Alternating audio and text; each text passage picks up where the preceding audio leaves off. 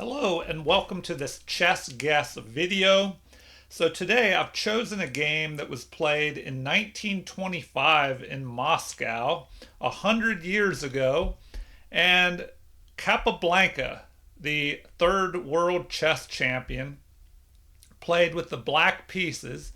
So in this video you can guess the moves along with me. I've not looked at the game ahead of time, so I'll try and guess too. I would have moved the microphone closer here. Hopefully you were able to hear me all right. All right, so I'm going to try and guess along with you on the moves. I haven't looked at these moves ahead of time, so let's see how it goes. Capablanca, as I said, has the black pieces. He's playing against Fedor, quite a long last name. I'll just call him Boga. Fedor Boga against Jose Raul Capablanca, the third world chess champion. All right, his opponent plays e4. Now, let's see what Capablanca is going to play. I don't really know what he'll start with. He's probably tried e5 before, probably some other openings. So I probably wouldn't be able to guess. The only thing I do know is that this is a Sicilian opening. So I do know that. So it's going to be c5. And the only reason I chose this game, or one of the reasons, is that a viewer requested that I do more involving the Sicilian defense. So I thought I'd pick a Sicilian defense game. And we'll see what we can learn from this 100-year-old game. Anytime you go over a game by Capablanca, you're bound to learn something. So c5 was played, and then after that, I don't know how he's going to play the Sicilian. All right, so the opponent responds with knight to f3, which is a common move in the Sicilian, where they try and control the center. They develop a piece. They also are able to push this pawn to the middle, and it's backed up by the knight. If they push that pawn immediately, then it can just be captured. Then the queen would have to recapture to keep material even, and then black could attack the queen with a knight. So what is Capablanca going to do here? Well, there are different options in the Sicilian. You could develop this knight. You could push this pawn, push this pawn. Those are some of the main moves. You could even push this pawn. They could go ahead and fianchetto on the king side immediately. So here I'm not sure what Capablanca is going to do. He'll probably just develop his knight forward is what I'm guessing. Okay, so I got that one all right. Let's see what his opponent does. Okay, the common plan of pushing forward the open Sicilian, which can get pretty crazy.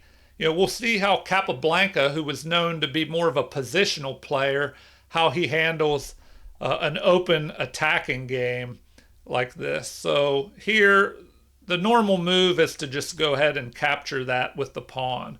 So that's what I'm guessing Capablanca will do. So he does, and now the opponent usually captures with the knight, so then the knights will be attacking one another. And what does Capablanca do here? Well, a common move might be to play d6 to prevent this pawn from pushing forward and harassing your knight, which you usually try to develop here. Could play this, a6, to keep the bishop from positioning, or the knight, from going here to b5. But let's see, Capablanca, I would imagine he's probably just going to push this pawn. Let's see what he does. Okay, no. Instead, he pushes the knight, develops the knight, attacking this pawn. And now, also, there's not an immediate threat of harassing that knight, so you didn't really have to move that pawn, I guess, because the knight is covering that. So let's see how his opponent responds. All right, knight to c3, just developing a knight, and also Capablanca was attacking this pawn. So I guess I should have done a better job guessing that move. Hopefully you found it. All right, knight attacked the pawn. Now the knight develops and protects. What does Capablanca do next? Well, he could he could launch this pawn forward attacking the knight, but then that would leave him with a backwards d pawn. So I'm thinking he still might just push this pawn right here, although he might want to go here as well to keep these knights out, but I'm going to guess he'll move the pawn to d6. Okay, so he does that. And how does the opponent respond? Develops the bishop and prepares for kingside castling.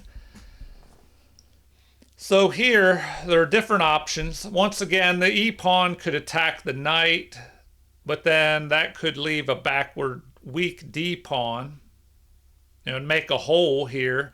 So Capablanca, being more of a positional player, maybe he'll just push this pawn to keep the pawns side by side, prevent the knight from jumping forward here in the future. Let's see. He does, in fact, push that pawn. And now, how does the opponent respond? Let's see. Castling, that's an obvious move. I guess you can guess both sides. I'm just going to try and guess what Capablanca does. I mean, I guess I could start trying to figure out what the opponent might do. Maybe that's better. Leave a comment on what you would prefer to see. Or am I already dragging the video on too long and talking too much? Which I have that habit. Okay, Capablanca's turn. What should he do here? In the Sicilian, generally you want to black, because their position oftentimes is more cramped. It can be to their advantage to trade off material. So black could capture, but that would just help develop the queen.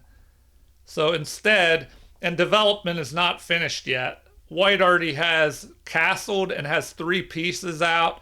Capablanca only has 2. So I'm thinking he's going to continue development, probably by bringing his bishop up here to e7 is what I'm guessing. So he does that. Now the opponent will probably, they have to develop their bishop, but where is best to place that? If you go here, it could be, well, no, it can't even be harassed because of this battery covering that. So the bishop will probably go here. You definitely don't want to bring the bishop here, or you can fork the knight. Well, maybe that wouldn't work, because you could have this capture with an attack on the queen, and that would have to be dealt with. So you could go there. Sometimes the bishop goes here in the Sicilian. So I'm not sure. I think he'll probably just go here. Let's see. All right, so he did go there to e3. He's playing Capablanca, so he's probably not going to get too wild and crazy. This move centralizes the bishop, helps defend the knight. And what will Capablanca do? He's probably just going to castle Capablanca. Let's see. All right, he does castle. And now white's turn, developed all the minor pieces. The rooks need to be, their position needs to be improved. So maybe you bring the rook here. Could bring the queen up to connect the rooks first. So that's possible. Maybe he'll just move the queen up here. So I'm going to go with that move, bringing the queen up. All right, no. We have an immediate push here, gaining space on the king side. This is a common theme in the Sicilian as well. So you could possibly push here. But I don't know if that would work at the moment, because if you go there, we have capture, pawn captures, and then knight captures. So maybe that's not so good. The other option could be to push here, and that might work better. It'll give the rook more mobility or more scope. If you capture, it leaves black with an isolated d-pawn. They could recapture. It gains space. So anyway, what is Capablanca going to do about that? He still hasn't developed his bishop here. So maybe he decides to push forward anyway, but I don't know. The pawn could then push. So I'm thinking instead, maybe he goes here and here at some point, and then fianchetto's the bishop, but then this knight will be under attack. So another common theme is to bring the queen here, but you have to make sure that this pawn has been pushed forward to prevent knights from jumping in and harassing your queen. So I'm going to say, you know, maybe he just goes here with pawn to a6. Let's see. No, he centralizes the bishop.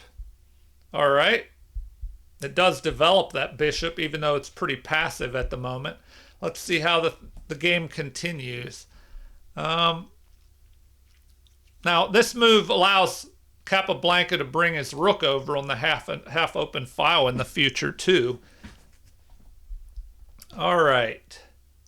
What can Capablanca's opponent do here? Maybe develop that queen. The queen could go here and maybe think about coming over to the king side in the future.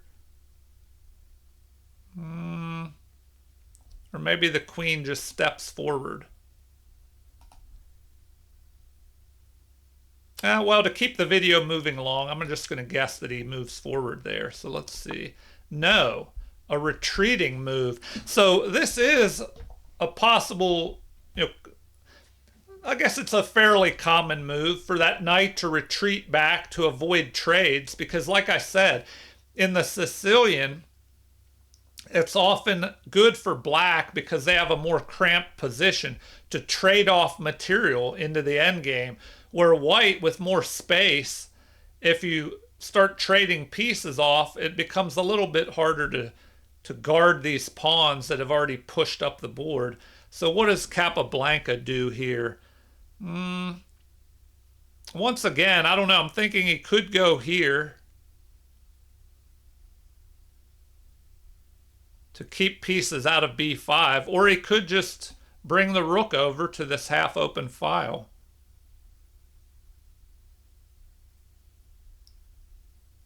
So I'm going to guess that Capablanca is just going to bring his rook over to the half-open file.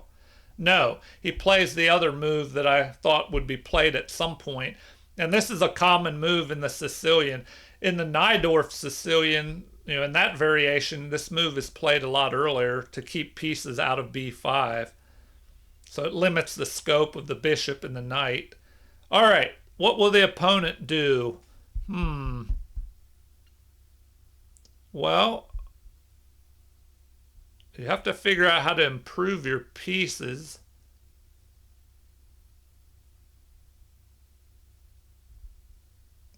I don't know. Maybe develop that queen better. But the reason that queen is probably not moving is to keep this battery here. You know, to keep the knight out of there. So what else could be played? You know, maybe the opponent will end up going here to keep Capablanca's knight out, you know, because of a possible attack. Once the rook goes here, they could line up on that pawn. So I'm going to say the opponent just plays a move like that, pushing that pawn to a3. Let's see. Oh, no, he pushes it even further forward up to a4, trying to gain space. But this also prevents this pawn push here, prevents Capablanca from gaining space, because otherwise you'll have capture, capture, and his opponent will grab a pawn. So what's Capablanca going to do? Probably bring his rook over to the half-open file. No. Okay, so this move surprised me a little bit. I guess that prevents his opponent from gaining more space by pushing that pawn further. You know, because then that could have allowed maybe the knight jumping onto an outpost here on b6. So now his opponent will probably trade. You know, if this opponent is rated 2,500, so it was a strong chess player back in the day. But Capablanca was one of the best players in the world at the time in 1925. So let's see. Capablanca, I believe he became world champion in 1921 and then maybe lost the title in 27, I think. So Capablanca was the world champion at this point. So considered the best player in the world at this time. The opponent's probably going to trade down the knights. No. So I don't know if that's a great move, because now Capablanca can just capture and double these pawns up. So I'm guessing that's what he'll do next. Yes, he doubles up the pawns here, creating a little weakness. Now this file is open, so he'll probably want to bring his rook over here and fight for this open c file. So let's see how things continue. I'm guessing his opponent may go ahead and grab that open file first. Let's see. Oh, excuse me. It was Capablanca's turn. I should have... Sorry about that. Hopefully you guessed what Capablanca was going to do. All right. So Capablanca develops, puts pressure on this pawn along with his knight. There's only one defender. So what will his opponent do?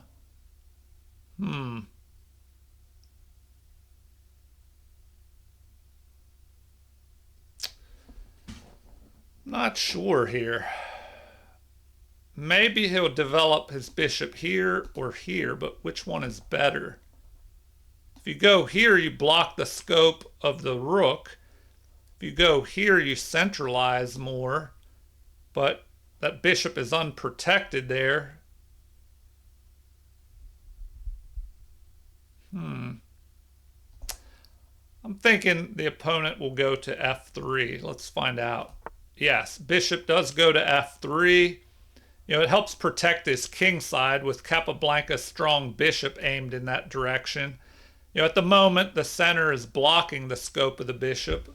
So let's see what Capablanca does next. Now, a common theme in the Sicilian is to want to push this d pawn to d5. And a lot of times, if black can do that and not, you know, incur too many weaknesses in doing it, then black with the Sicilian defense, you know, is almost halfway there to maybe not victory, but that will definitely help his position by playing d5. The only thing is, if he does that, this pawn can push forward, attacking the knight and kind of, I don't know, restricting his position a little bit in the center and on the queen side. So maybe he'll first develop his queen. The problem is, if that queen develops, you know, a rook could line up on the queen here.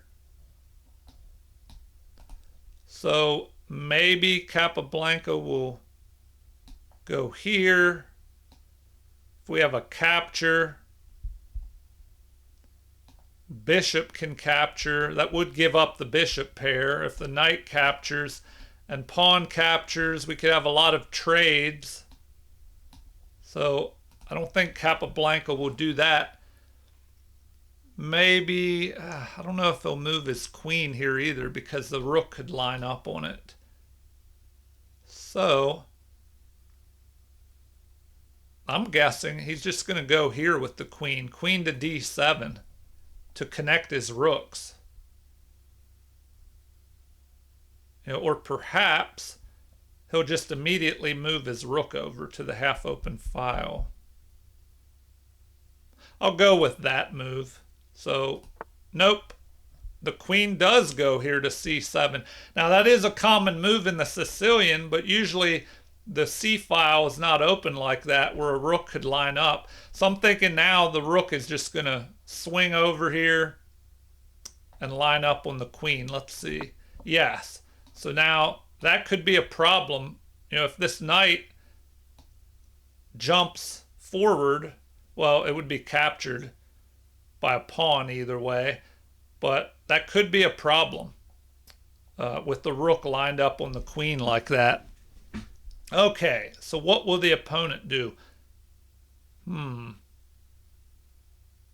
Maybe move that knight out of the way to increase the pressure down the c-file. So I'm going to say maybe he just, or he might ignore that. He might bring his queen up here. Well, he probably wants to keep that. Maybe he moves the queen here. Okay, I'm going to go with that. Queen, well, that would take away a square for that knight. Wow. Okay, here's another option. Queen here, creating a battery that could attack Capablanca's queen. So that's what I'm going to go with. Queen to f2. Once again, I'm looking at the wrong side of the board. I did a batch of videos today, so I'm a little bit tired. I may need to move this along. Okay, hopefully you found that move. Okay, so if we go back, we had the rook lining up on the queen. Capablanca's turn. He brings the rook to the open file now. Now his opponent may go here to attack the queen. Let's see. No. The queen moves even further, lining up on the king. So that's a good strategy in any game, and any chess game, is to line up a less valuable piece on a more valuable piece. So here the queen is lined up on the king. Here the rook is lined up on the queen. So what will Capablanca do? Well, a threat could be if this pawn pushes forward and the bishop goes here, there's a mate threat. So I'm guessing Capablanca is going to move his other rook. But where? Probably here. Rook at f to d8. No. He decides to move his queen out of the line of fire. From here, it could maybe move up and target this pawn. So what will his opponent do? I'm going to say start attacking. Oh, it also guards against that as well. So good move by Capablanca. It threatens a future attack on this pawn. It prevents this pawn push. Because now if you capture, the queen could capture. Oh, but then that wouldn't work because you could go here and the rook would be attacking the queen. All right. Well, let's see what the opponent does. If we go back, okay, Capablanca just moved here, white's turn. What will he do? Probably just push forward with f5. No, centralizes the other rook on the half-open file. So maybe now Capablanca will go after this unprotected pawn, which cannot even be captured or be protected anymore by the bishop dropping back. So queen to b4? No. Capablanca goes for the freeing d5 pawn push maneuver, which is very common in the Sicilian. Gaining space, kind of freeing up this dark squared bishop. Now, probably the opponent would just capture, but they could push forward chasing this knight. And then where does the knight go? That's a good question. The knight would have to drop back here. So the only problem, there could be a future threat of a fork, but I'm going to say the opponent is probably going to capture. Yes, they do capture, so Capablanca will capture with the knight. Oh, he captures with the bishop. I thought he would capture with the knight first because now his opponent can get rid of the bishop pair, which he'll probably do, capture with the knight. No, he captures with the bishop as well. Maybe trying to keep things even with Capablanca and not wanting to trade off even more pieces if the rooks open up. So pawn captures, Capablanca keeping the knight, avoiding more piece trades, but giving himself an isolated pawn in the center. Now the problem with an isolated queen pawn like this is that the more pieces that are traded off, the harder it is to defend that pawn in the endgame. But maybe Capablanca is not too worried about that because he could try and go after this pawn and give that one up. So that's a possibility. Now, if you have an isolated queen pawn like this, it does open the E and C files usually, which can be occupied by rooks or queen and used for attack on those open files. So what will the opponent do? We have 2 attackers, 2 defenders. So maybe he'll just bring the queen over to add in the attack on that pawn. No, he blockades with the bishop, at the same time threatening to capture the knight. So Capablanca could... Oh, he can't move that knight because there's a possible mate threat down here on g7. So what will Capablanca do now?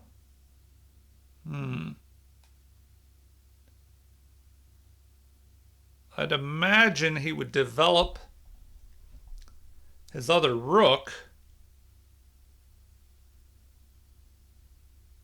But Capablanca has to watch out for that mate threat here on g7. Okay. I mean, I guess he could just go ahead and push his g-pawn. So that's but then that could allow this pawn to push forward and start opening things up a little bit. All right, Capablanca, what are you going to do in response to this? You can't move this bishop. Otherwise, that can be captured, unless you move the bishop back. The bishop has to guard that knight in case there's an exchange. This pawn can't capture because it's pinned to the king. All right, so what do we do?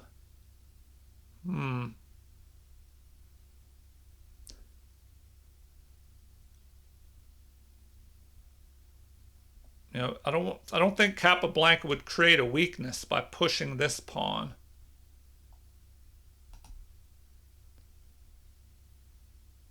We have an unprotected piece. That bishop could be attacked by a rook, maybe. All right, Capablanca. What weaknesses are there? This pawn, but then now the knight can move out of the way and the queen will protect that pawn. So maybe Capablanca will just bring his other rook to the center, I'm guessing. No. Oh, okay. I just completely overlooked that tactic. So I thought about the bishop attacking, but then I thought that wasn't possible because the bishop would capture. But this pins the bishop to the king. So white will probably capture and just trade off another piece. No, the queen drops back to defend. So what will Capablanca do? He starts attacking. All right, we have an attack on the queen. Oh, wow, and now the queen might have to move up and attack the knight. Maybe to here. No, we have centralization, piling up on this pawn, protecting the rook that Capablanca is attacking. Capablanca will probably not trade. Will he pin that knight to the queen? Maybe bishop to b4? No, centralizes the rook, grabs the open file. So now there's a threat of jumping this knight in here, attacking the rook. And if the bishop captures and attacks along that diagonal. So I'm thinking Capablanca's opponent is just going to trade that bishop off. No, he moves out of the line of fire. Wow. Okay. Maybe Capablanca will go here. You know, with the idea of bringing that knight in there and forking in the future. And he goes the opposite way. Huh. Just attacking the pawn. All right. What will the opponent do? Try and get rid of that bishop? No. Goes after the pawn. Attacks Capablanca's queen. So Capablanca will probably... Can't go after the... Will he go after the bishop and then they trade off? Yeah, he'll probably have to do that. So he does. Now the queens could be traded. So the opponent still has to watch out. It's starting to look a little tricky here for white. The opponent has to cover this fork.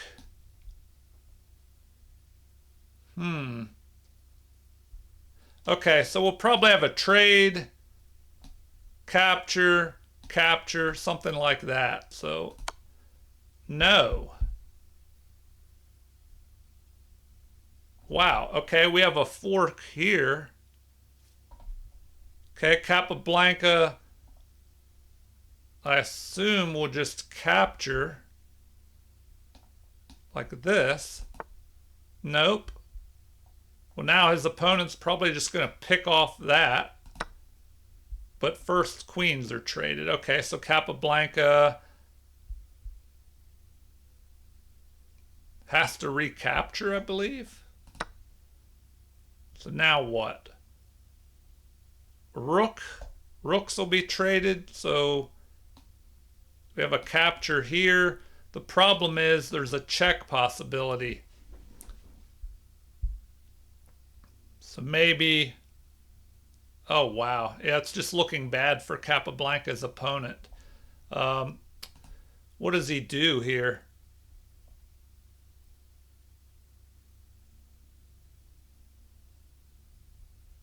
Maybe he goes there?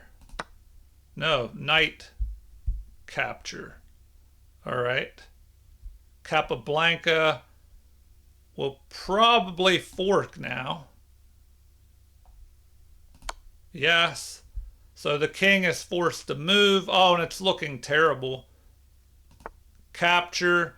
But now Capablanca can take the rook with a discovered attack. The opponent will probably just capture. But that's where the game ended. Because, you know, if the opponent captures... Oh, excuse me. That can't even be done. Because we have a check. Oh my gosh. All right, so good ending there by Capablanca. He takes the rook with a discovered attack, so the king is forced to move. And what will the king do? I don't know, probably just go towards the center. And that gives the opponent time to, you know, retreat, save this knight. And Capablanca is just ahead. All right, interesting game. I hope you were able to guess more of the moves than I did. Before I end this, I guess we could take a quick look at the analysis here. The game review. Wow. Okay, Capablanca's opponent played with 88.6% accuracy. Let me see. I'm not sure where my image is. I'm covering everything up. So let me drop that down. Then you can see some of this. All right. So Capablanca's opponent played with 88.6% accuracy. Capablanca had 96.7. So his opponent did pretty well until, you know, towards the end had some trouble. And Capablanca, also called the Machine, especially in end games, was just a beast. And he just traded down into a win, until he was totally winning. And he played with 96.7% accuracy. So good play by Capablanca. The opponent had 2 inaccuracies. Capablanca had 0. Capablanca did have 1 mistake, and his opponent had a blunder. So it says that Capablanca played at a 2500 level and his opponent played at 2400. What else here? And I'm probably covering that up now. Anyway, pretty interesting game. Feel free to leave comments, especially if there's a player that you would like to see in future chess guess videos and you can try and guess their moves. Do you want me to just guess one side or should I do both? Let me know what you think. Also, feel free to, as I said, leave comments, but like and subscribe to support the channel if you haven't already. Thank you for watching and have a super chess day.